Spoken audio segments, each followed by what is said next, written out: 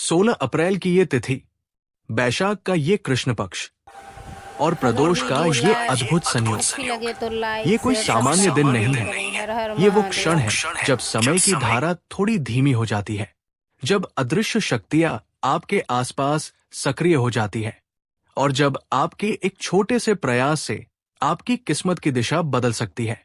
कहा जाता है कि जब प्रदोष काल और बैशाख मास का मेल होता है, तब स्वयं लॉर्ड शिवा अपने भक्तों के सबसे करीब होते हैं। उस समय की गई प्रार्थना साधारण प्रार्थना नहीं रहती, वो सीधा आपके भाग्य के द्वार पर दस्तक बन जाती है। याद रखिए, ऊर्जा को आकर्षित करने के लिए सिर्फ भावना नहीं, व्यवस्था भी चाहिए। सबसे पहले सही समय का रहस्य।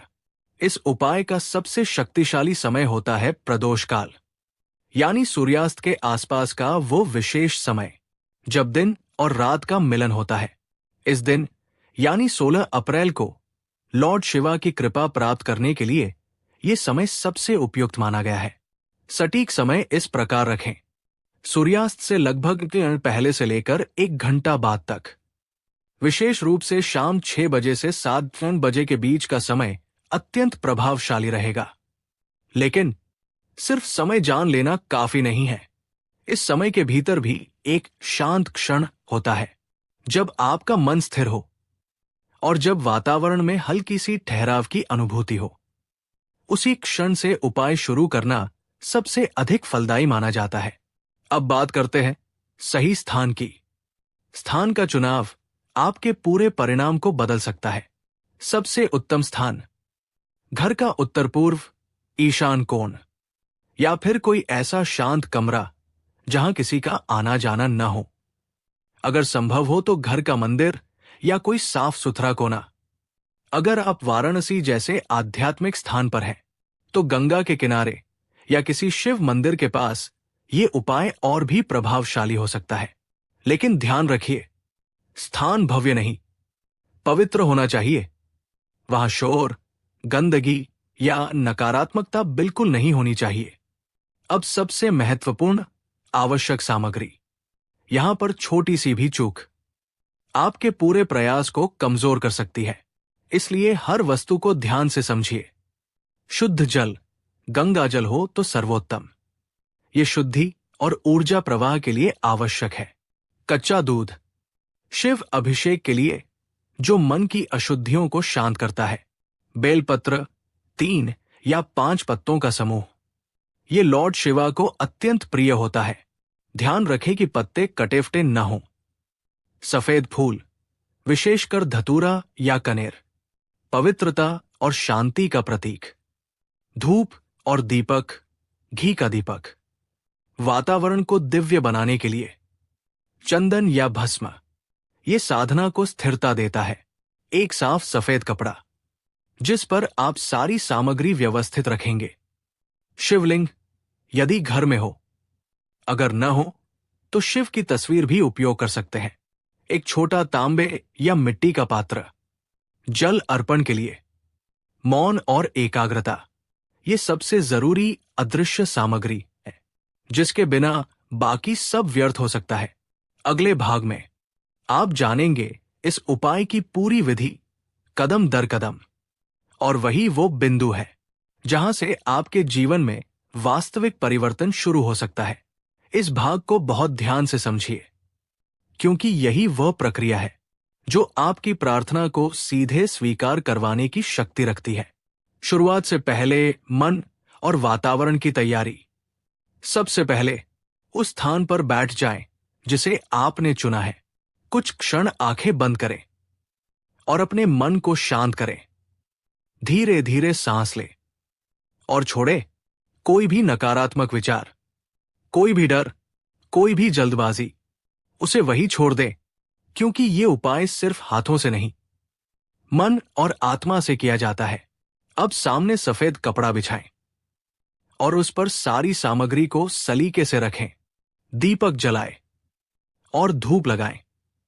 जैसे ही दीपक की लौ स्थिर हो, समझ लीजिए कि वातावरण तैयार हो चुका है। पहला चरण, आह्वान, इन्वोकेशन। अब अपने हाथ जोड़कर पूरे श्रद्धा भाव से लॉर्ड शिवा का स्मरण करें। मन ही मन कहें, हे महादेव, आज इस विशेष प्रदोष काल में मैं आपकी शरण में आया हूं।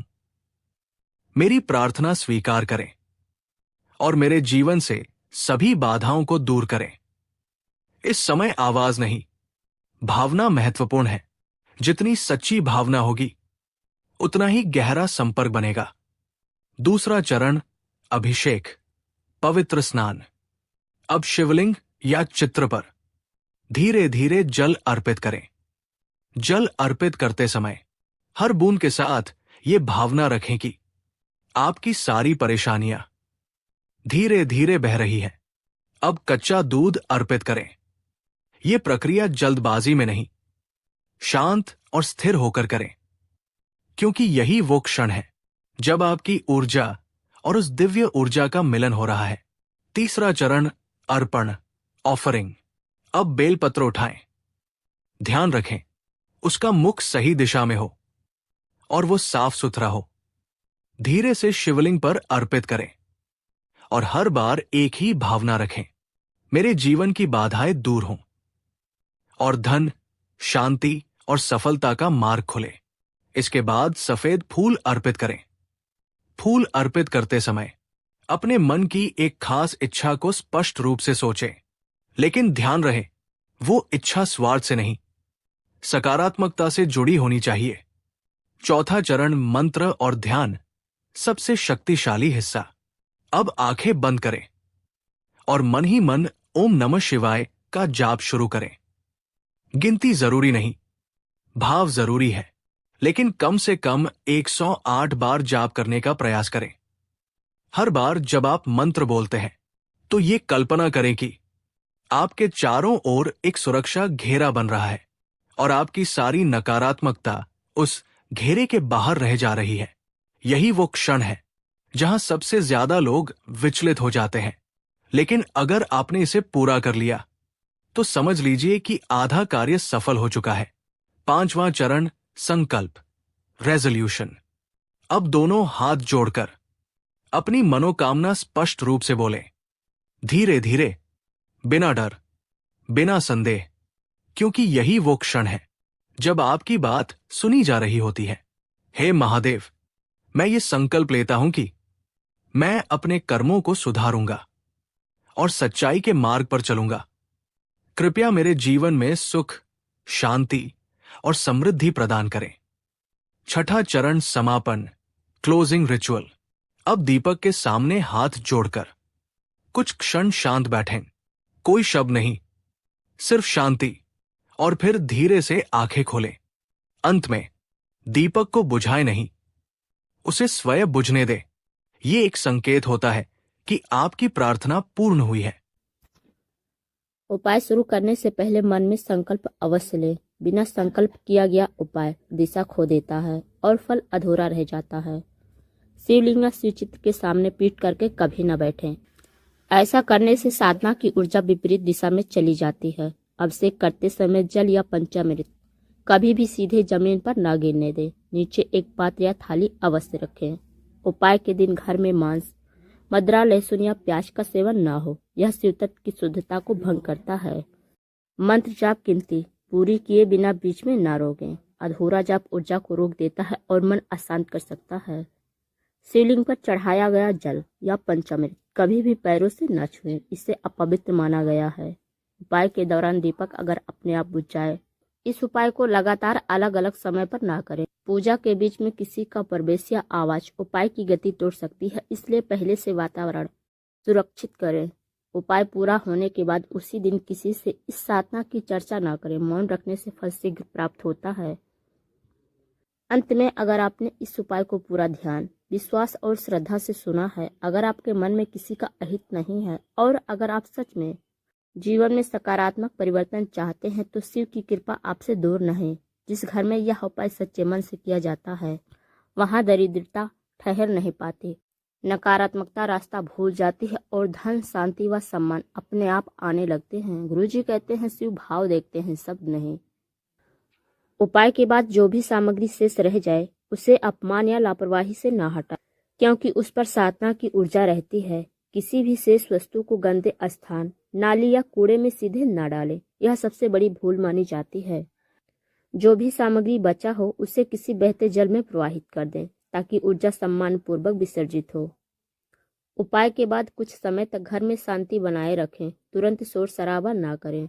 सबसे जरूरी बात, उपाय जितनी श्रद्धा से किया गया हो उतनी ही श्रद्धा से उसका समापन भी होना चाहिए।